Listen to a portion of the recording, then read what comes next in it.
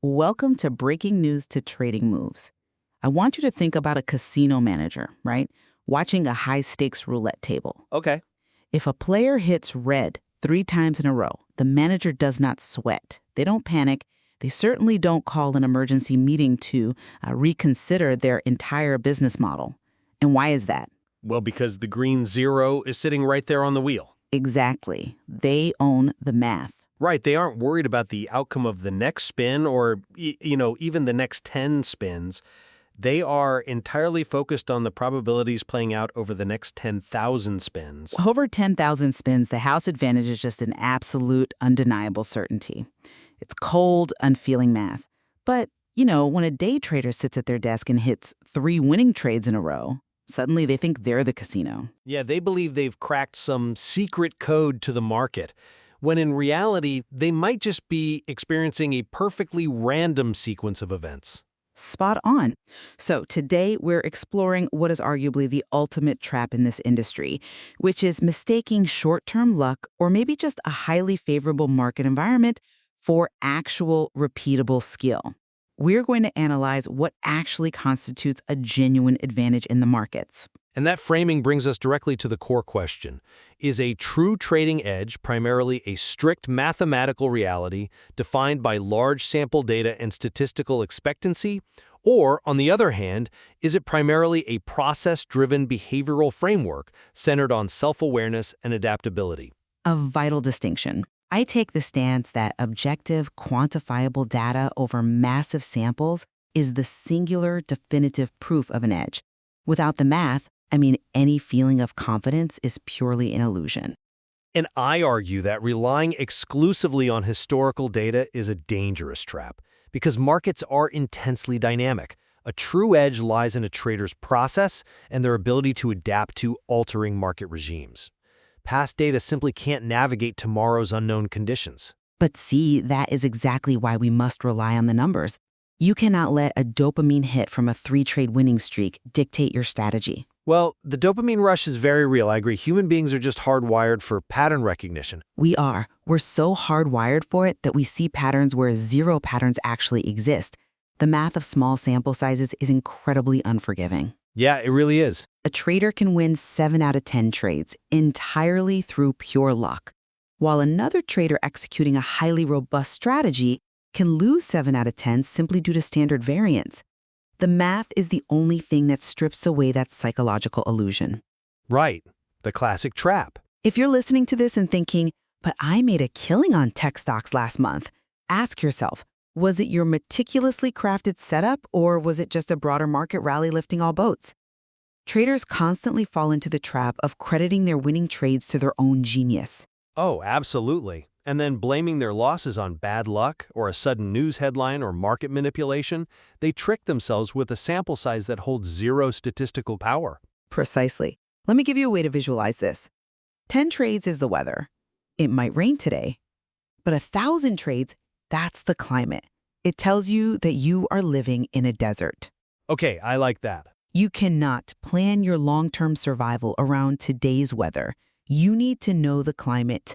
The only way to prove you have a real edge is to collect hundreds of data points. Look, I come at it from a different way. I love the climate analogy. But here is the fatal flaw in relying entirely on that large sample size. Markets do not have static climates. Well, they have long-term trends. Sure, but by the time you collect 1,000 trades to prove you are in a desert, it might start snowing. Large samples take an enormous amount of time to accumulate, and time is the absolute enemy of a static strategy. But that data is... Markets are living ecosystems. They're driven by altering macroeconomic factors, central bank policies, and just fluctuating liquidity. Wait, you are using altering market conditions as a reason to abandon the data? That is exactly why you need the data. Intuition will not tell you the trend is dead. A decaying profit margin will. But the data is lagging, always. Let's look at a concrete example. Consider a breakout trader. Okay, standard strategy. Right. A breakout strategy involves buying an asset the exact moment its price pushes past a previous high resistance level. In a strong, trending market with high momentum, that strategy works beautifully.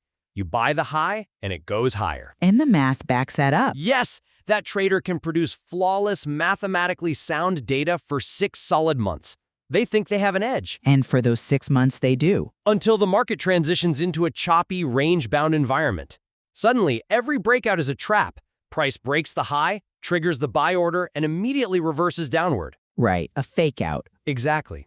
If that trader waits for a statistically valid sample of 100 trades to tell them the climate changed, their account balance will be decimated. I mean, true, but The same applies to mean reversion traders getting run over when a persistent trend emerges, or scalpers losing their mechanical advantage when spreads widen during low liquidity. Your massive sample size is often measuring a market environment that simply no longer exists. I see why you think that, but let me give you a different perspective. I will concede that collecting and tracking this data is incredibly tedious. Gathering hundreds of data points, tagging every single setup, logging every slippage tick, segmenting performance. Segmenting by time of day, asset class, yeah, it's a lot. It is, and 90% of market participants simply will not do it. But that is exactly why 90% fail. You do not just look at a lump sum of historical data. You use the data as a live diagnostic tool. Okay, but what specific metric is raising that red flag before the account is totally drained? Expectancy. You have to measure the mathematical expectancy of the system. Let's break that down because it is the most vital concept in trading. It really is the holy grail. Expectancy is a brutal, objective calculation. It is your winning percentage multiplied by your average win minus your losing percentage multiplied by your average loss. So it factors in the size of the wins and losses, not just how often you are right. Exactly. Simply put, if your system makes $2 every time you win, but loses $1 every time you're wrong, you can afford to be wrong a lot. That financial buffer is your expectancy. And it doesn't care about your gut feelings. It does not care about your feelings or your intuition at all. And you must track every single cost. A system might look like it has a positive expectancy on paper, but once you subtract the 2 cents of slippage on every entry and the exchange fees, that edge can completely evaporate. Tracking those numbers relentlessly is the only objective truth. I hear you. Data is absolutely a diagnostic tool, yes, but it is entirely backward-looking. Let me offer a different way to look at this. Relying purely on data to define your edge is like relying on telemetry data to drive a high-performance race car. Well, telemetry data is crucial for the pit crew to analyze performance. Yes, for the pit crew analyzing the past 100 laps on a completely dry track, the data tells you your optimal braking points, your exact cornering speed, and your precise tire degradation. Which wins races. But your process is the steering wheel. Your process is what keeps you alive when it suddenly starts raining on lap 101. The telemetry data cannot predict the rain. But the physics of the car and the track dictate how you steer. The math still governs the reality of what the car can do. Sure, but the survival of the driver depends on having a behavioral framework firmly in place before the conditions alter. Trading is much less about knowing what happens next and much more about building a process that can survive uncertainty. That is the actual edge. Let us get specific then. What does defining that process actually look like in practice if you're not looking at the data? It means defining your exact parameters before the emotion of a live trade takes control. Before the market even opens, you identify your key levels. You determine your exact entry price, the precise invalidation level where you will cut the loss. Right, the hard stop. And the maximum capital you are willing to risk on that specific setup. You also establish a hard daily loss limit where you physically walk away from the screens. The edge is the discipline to execute that predefined process in real time under pressure. Regardless of the historical data? Regardless of what the historical data says should be happening. Yes, because the market regime can pivot in an instant. Your steering wheel, your process, is your only defense. Look, I hear the value in that discipline, but I have to push back hard here. You're separating the process from the math, when the math is the only thing validating the process in the first place. I wouldn't say I'm completely separating it. Building a behavioral process is fantastic, but if the mathematical evidence does not support the strategy, you are just efficiently executing a losing system. But if the process manages risk perfectly, the losses are controlled. Controlled losses on a system with negative expectancies still result in a drained account. It just happens at a slower pace. Well, fair enough. The ultimate goal here is that you must make your confidence proportional to your evidence. We see so many dangerous signs when traders overestimate their edge, and almost all of them are failures of respecting the math. Such as, what are you seeing? Increasing position size after only a few winning days because they feel invincible, believing a high win rate guarantees profitability without accounting for the massive size of their occasional losses, or, changing rules mid-trade to avoid taking a realized loss. Ah. See, that last one is purely behavioral. Why do traders change rules mid-trade? It is loss aversion. Exactly. The psychological pain of realizing a loss is so much heavier than the joy of a win. So they widen their stop loss, just hoping the market bails them out. They remove the very parameter they set to protect themselves. But that proves my point. Data cannot solve loss aversion. The spreadsheet cannot stop a trader from moving their stop loss when panic sets in. That is a core behavioral challenge. Raw numbers can actually generate false confidence if a trader lacks self-awareness. Wait, how does data generate false confidence? The numbers are objective. Because the market provides incredibly fast feedback, but that feedback is not always accurate. The market frequently lies to you. Explain how the market lies. Let us say a trader completely abandons their plan. They make a terrible impulsive entry driven entirely by boredom or frustration. They completely ignore their risk limits. A recipe for disaster. But then a random news event hits, the market spikes in their favor, and they make money. Ah. The market rewarded a bad decision. Exactly. Their brain just learned that breaking the rules pays off. That is a highly toxic feedback loop. A winning trade feels like definitive proof that you are right. Conversely, a losing trade can be a perfectly executed setup where risk was managed flawlessly, but the probabilities simply favor the losing side of the distribution. Right, standard variance again. Yes. One single outcome does not prove the quality of the process. This is why self-awareness is the ultimate advantage. And how do you quantify self-awareness? I mean, it just sounds like a subjective feeling. It is highly actionable, actually. It involves keeping a journal not just of your entry and exit prices, but of your emotional state. Were you feeling anxious? Did you force the trade because you were down for the week and wanted to make it back? Okay, tracking the psychology. Self-awareness is the discipline to remain cautious, respect randomness, protect capital, and continue honestly testing your execution even when the numerical results are temporarily positive.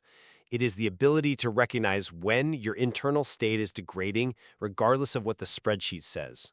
I appreciate the necessity of journaling emotional states. I really do.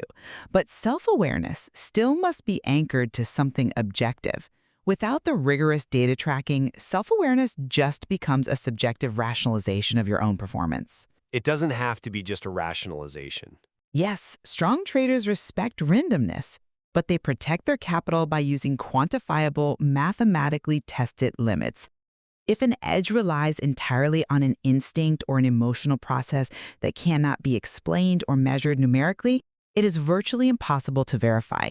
The math acts as the ultimate check on a trader's ego. The math acts as a check, certainly, but a static, data-driven strategy cannot survive a breathing, altering market environment without an ironclad behavioral process.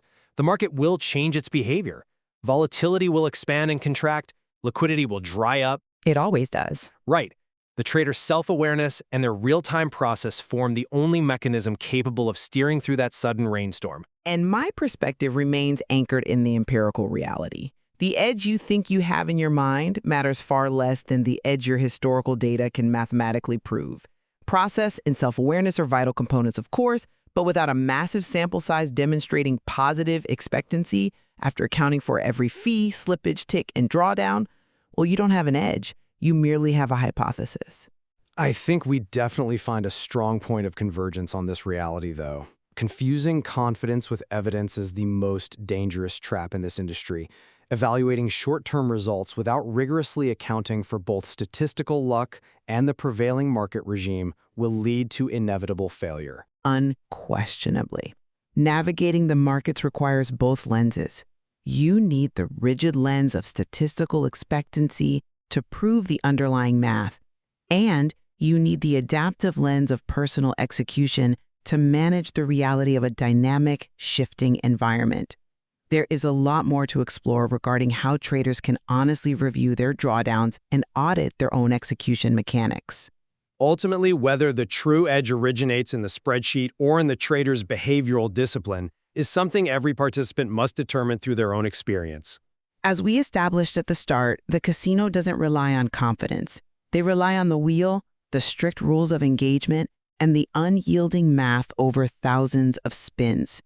The real question is whether you are operating your system like the casino or if you are just a gambler riding a temporary lucky streak.